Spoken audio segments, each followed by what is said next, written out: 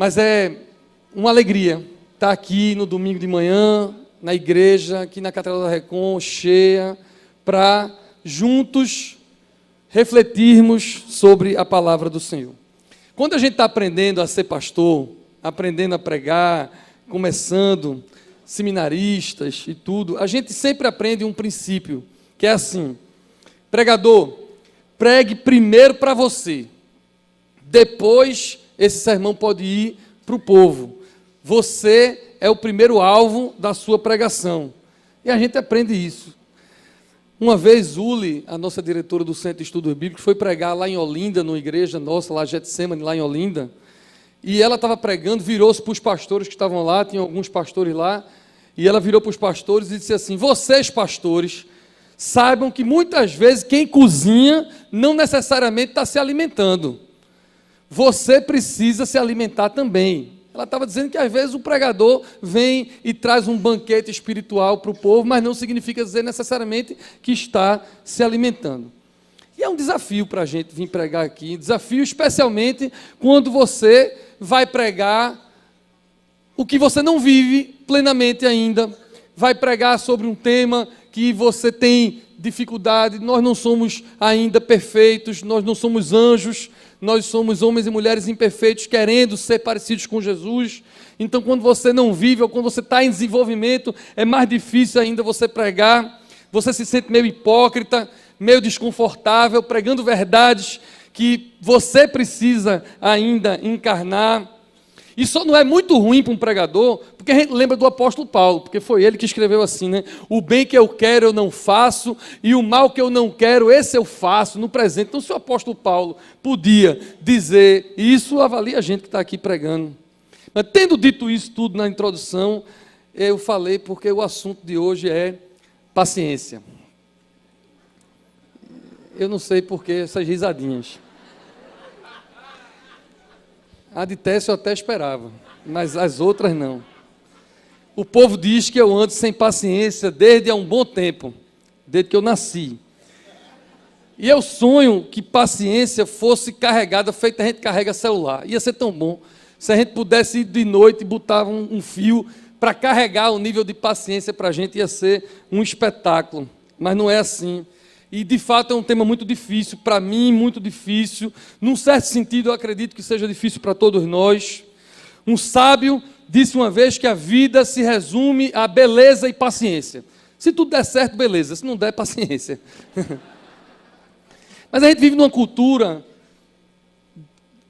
onde a conveniência e a rapidez reinam. Quanto mais rápido, melhor. Querendo libertação, querendo cura, querendo milagres, mas nem sempre essa multidão está disposta a discipulado, a renúncias, a processos. Gente que prefere likes do que lições. Gente que não quer desenvolver uma espiritualidade, quer consumir espiritualidade. Nunca foi tão fácil vender produtos espirituais, músicas, sermões, estudos, escolas, porque você acha que comprando, ouvindo, consumindo, você está desenvolvendo a sua espiritualidade, e nós sabemos que não está. E é por isso que nesses dias teve gente que não sabia se concordava com o Baby do Brasil ou com o Ivete Sangalo para macetar o Apocalipse, porque tem uma espiritualidade tão frágil que nunca se deu ao trabalho de estudar, ou de se preparar, e simplesmente consome o que vier. Se vier um sermão de um conteúdo teológico bom e saudável, você consome, mas pode vir lixos, são pacientes demais. Estava por aqui, ela está ali, Paula está ali. Paula é paciente demais, ela olhou para mim com a cara de quem vai me dar um esporro depois, mas ela é muito paciente. Macênio é o cúmulo da paciência, e isso irrita quem é impaciente. Aliás, foi Carlos Drummond de Andrade que disse isso: não é fácil ter paciência diante dos que a têm em excesso, né? E aí eu fico doido realmente. Mas eu tenho aprendido que eu fico mais feliz, e você também, nós ficamos mais felizes, e sendo mais do que felizes, bem-aventurados, quando são os heróis dessa nova geração, porque meus meninos já estão grandes, Deus queira que não seja Neymar e companhia, em vez de eles quererem ser esse tipo de herói, se eles quererem ser os heróis que ganham de si próprios, que ganham da natureza humana que eles têm. que eles vencem o próprio DNA, a criação que eles tiveram, ia ser a coisa mais linda do mundo. Você é um cristão, a maioria de vocês não é criança, embora eu veja muitas crianças aqui, mas o seu herói deve ser Jesus. Você tem que querer ser e tem que admirar Jesus, e querer ser igual a Ele é querer você vencer você mesmo. Tem muita gente que diz que é cristão, mas cujos heróis morreram de overdose. Não combina. Não combina você ter heróis que não vão lhe fazer parecidos com Jesus. Está na hora da gente mudar os nossos valores. E essa palavra é muito poderosa. Tem gente que vai dizer assim: ah, mas eu sou assim, meu pai era assim, eu fui criado assim. Para mim era muito fácil dizer isso, porque a minha mãe beira igual a mim a impaciência. Eu puxei a ela, a culpa é dela. Era muito fácil eu ficar dizendo que eu culpei, que eu sou igual a mamãe. Mas eu não quero ser igual a mamãe, por melhor que a minha mãe seja, ela é. Eu quero ser igual a Jesus. E Jesus era manso e humilde e muito paciente. O que adianta ganhar o mundo e perder a alma? O que adianta conquistar tantas coisas e o aplauso e perder para si mesmo, perder para os próprios impulsos? Aqui tem um programa de líderes chamado Mentoreio, e nesse programa de líderes, uma das coisas que a gente pede é que os irmãos escolham algo para ganhar deles mesmos. Tipo um voto, escolher alguma coisa para fazer, ou para deixar de fazer, ou se abster por um longo período, às vezes dura 6 meses, dura às vezes 9 meses, conforme durar um mentoreio. E tem gente que para de tomar refrigerante, tem gente que para de beber bebida alcoólica, tem gente que para de comer doce por um tempo. E o objetivo, isso não é um jejum, é um voto que esses líderes fazem, a gente pede que eles façam, para poder a gente mostrar que a gente é maior do que essas coisas. Eu sou maior do que o café. Eu não posso defender do café, né, Dom Ximeno, para tomar. Eu sou maior do que o celular, as redes sociais, eu sou maior do que o doce, eu sou maior do que qualquer coisa que a gente acha que depende para viver. E eu já fiz isso várias vezes. Aliás, todo ano eu escolho alguma coisa. Já passei um ano sem Coca-Cola, já passei um ano sem maionese, que eu adoro maionese, já passei um ano sem várias coisas. Esse ano, orem por mim, tem sido o ano mais difícil do meu voto. No dia 31 de dezembro, eu fiz o voto de passar um ano sem comer leite moça com farinha láctea. Você não sabe o que é isso, não. Leite moça com farinha láctea é vida. Desde criança que eu como isso. Quando eu estou estressado, eu como isso. Quando eu estou impaciente, eu como isso. Eu estou o ano todo sem comer leite moça com farinha láctea. E eu estou me preparando para o ano que eu vou passar sem comer pudim. Mas eu não estou preparado para isso ainda. Por quê? Porque nada pode ser mais forte do que eu. Eu tenho que ganhar para mim mesmo. Isso é um princípio de mordomia cristã. A gente tem que acabar com essa síndrome de Gabriela, de que eu nasci assim, eu sou assim, eu não posso mudar. Eu posso e você pode esperar pacientemente no Senhor. Porque a minha paz, a segurança, não pode estar nas mãos de ninguém ou de coisa criada alguma, só nas mãos daquele que me criou. Amém? E esse salmo é muito lindo. Esperei confiantemente pelo Senhor, Ele se inclinou para mim e me ouviu quando clamei por socorro. Quantos aqui querem aprender a esperar com paciência no Senhor? Não se curvar diante da cultura do aqui, agora, do meu jeito, do meu tempo. Para que esperar e ter paciência na área da sexualidade? Para que esperar e ter paciência na ala da escola, da faculdade? Para que eu ter que passar pelos processos? Para que ter que esperar e ter paciência no trabalho, até que aquele negócio saia, até que aquele emprego venha? Meus irmãos, eu vim aqui para dizer a vocês que há bênçãos que só se recebe quando a gente tem paciência.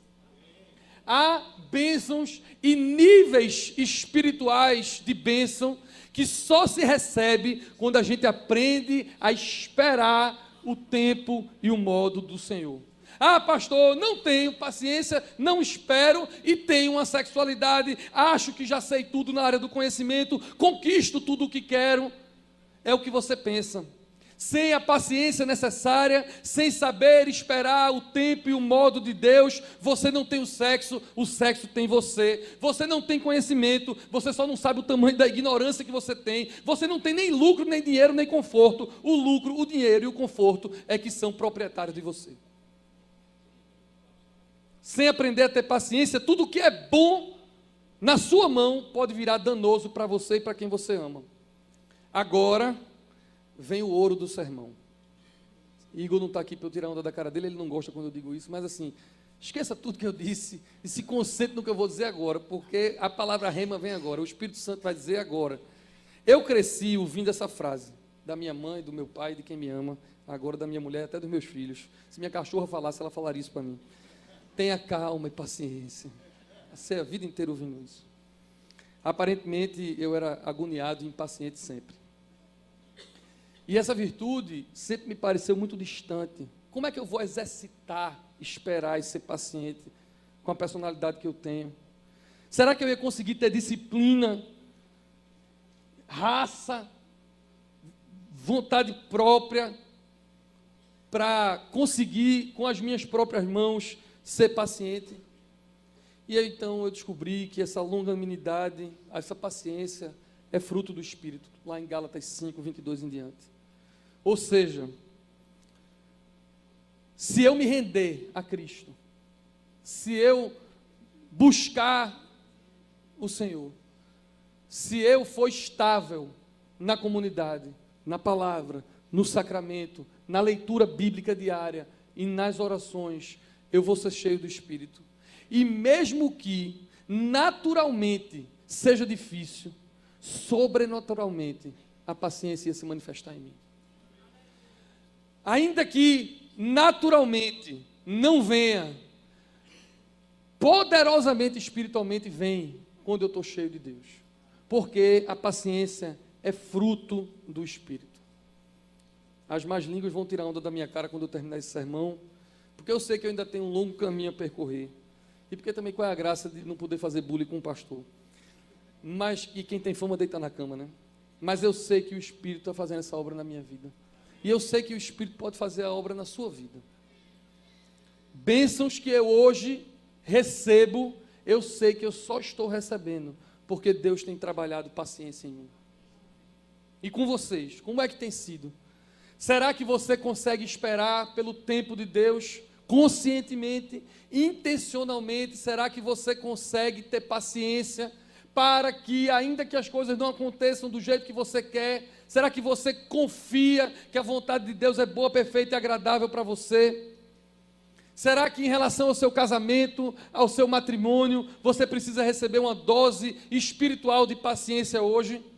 Será que em relação a como você trata os seus filhos e como você convive com seus filhos, ou no trabalho, ou no ministério, e eu não sei o que é que passa na sua vida, mas eu sei que se você for cheio do Espírito, se você for continuamente cheio do Espírito, Deus vai lhe dar essa porção que naturalmente você não tem, para que você possa esperar, e não só esperar, esperar confiantemente no Senhor.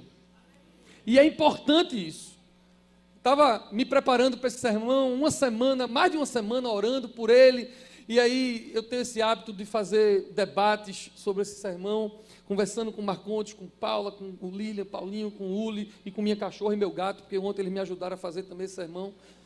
E aí, Paulinho me disse uma coisa que veio como um strike para mim. Ele disse: olha, vai pregar sobre esperar, sobre ter paciência, mas isso não significa dizer que a gente vai viver em passividade.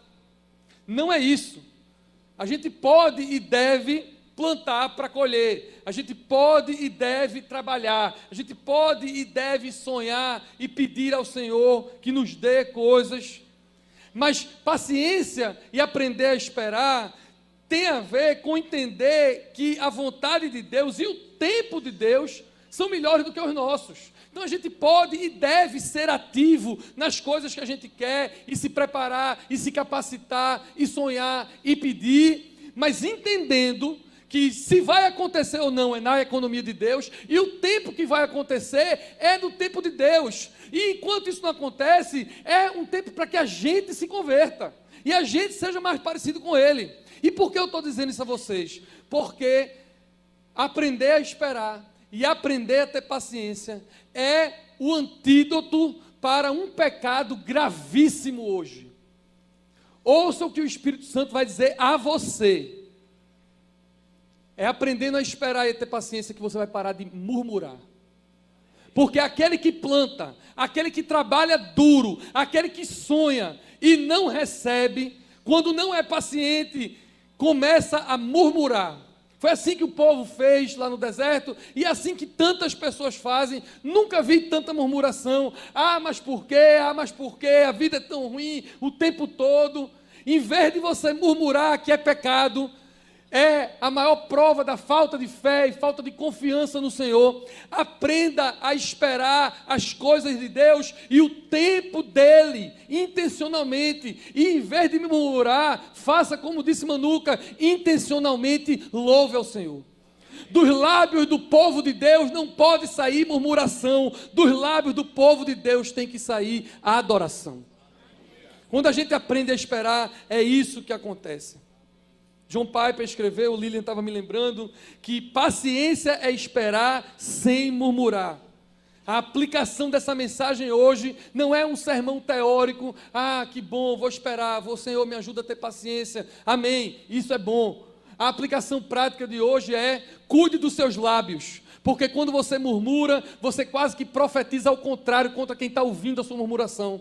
Quando você murmura para o seu pai, para a sua mãe, para a sua esposa, para o seu filho, você está desconstruindo a espiritualidade deles. Crie um ambiente no seu ministério, na sua casa, no seu trabalho, com seus amigos. Crie um ambiente onde da sua boca vai sair confiança e louvor ao Senhor e esperança nele. Se você parar de murmurar e esperar confiantemente, tudo ao seu redor vai mudar, todo o ambiente vai mudar, porque as pessoas vão entrar na sua vibe de fé e não de murmuração. Pastor, e quando tiver as coisas ruins, eu vou deixar, eu não vou fazer nada, eu não tenho direito de dizer como Davi disse: até quando, Senhor? Você tem direito de ir em oração, falar com o Senhor, perguntar até quando, você tem o direito de chorar, você tem o direito de dizer que não entende. Mas você vai fazer isso, e quando terminar de dizer: Senhor, eu não entendo, Senhor, até quando, Senhor, por quê? Imediatamente você vai fazer como o salmista, vai dizer: eu não sei, mas ainda assim eu te louvo. Orações que perguntam, mas não murmuram. Orações que choram, mas não murmuram. Orações que têm o direito de dizer a Deus o que querem dizer, mas logo depois dizem a Deus aquilo que a gente tem que dizer. Tu és bom, a tua misericórdia dura para sempre e tu tens o melhor para mim. Amém? Vou terminar essa mensagem, meus irmãos, com uma ilustração de um autor, de um pastor americano chamado Brian Zand, que me pegou ontem. Nessas trocas de mensagens para preparar o sermão, o Lilian me mandou um texto de um livro desse pastor Brian Zand, que a gente gosta bastante. E ele escreveu alguma coisa que na hora tocou meu coração e eu vi que isso era o ouro.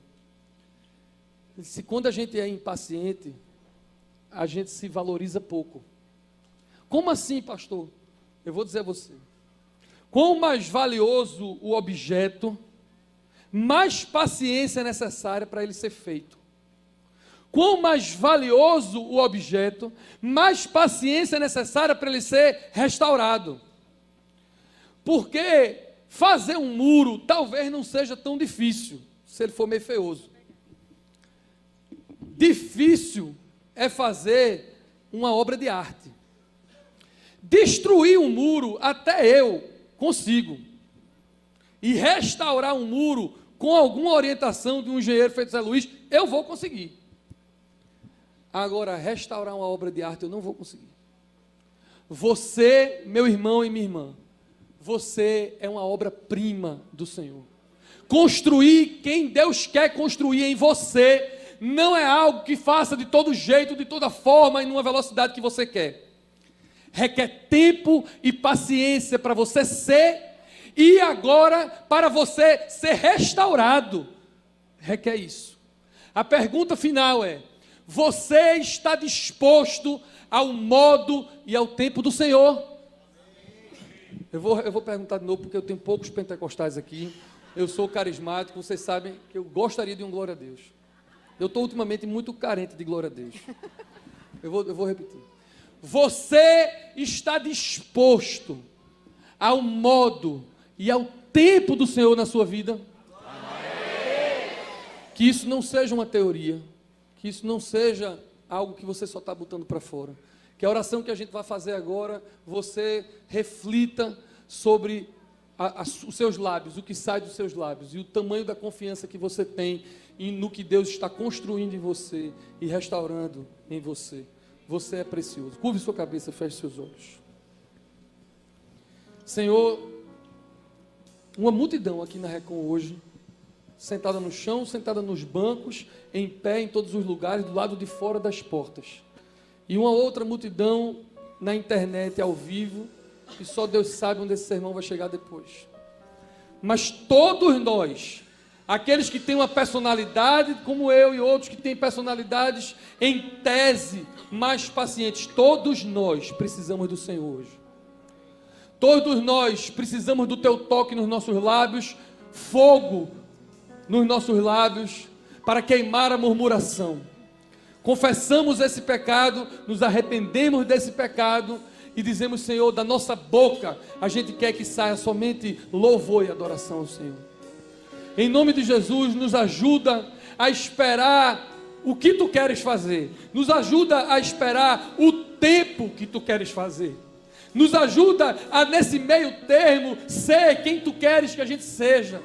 A tua pedagogia, como tu queres que a gente viva, o teu ensino. Nós declaramos aqui juntos, Senhor, que queremos as tuas lições, muito mais do que a gente quer o reconhecimento público, muito mais do que a gente quer like, muito mais do que a gente quer um abraço ou um sorriso. Nós queremos as lições que o Senhor quer nos dar. Nós queremos aprender contigo. Nós não estamos brincando de igreja. Nós não saímos de casa para cá nesse domingo de manhã por tradição. Nós estamos aqui porque precisamos do Senhor. Precisamos do teu Espírito Santo, que é quem vai fazer uma obra que homem nenhum pode fazer e mulher nenhum pode fazer. Nós precisamos do teu amor, do teu Espírito Santo que vai e queima o nosso lábio, do teu Espírito Santo que vem e nos lembra que a tua vontade é boa, perfeita e agradável. Senhor, nós somos um povo teu, nós não somos um ajuntamento de homens e mulheres reunidos, nós somos o teu povo, o povo que o Senhor ama. Então derrama o teu amor sobre nós. E junto nós dizemos: esperamos com paciência em Ti, confiantemente em Ti. Tu és bom e nós vamos Te louvar para sempre. Essa é a nossa oração, em nome do Pai, do Filho e do Espírito Santo. Amém. Deus abençoe vocês.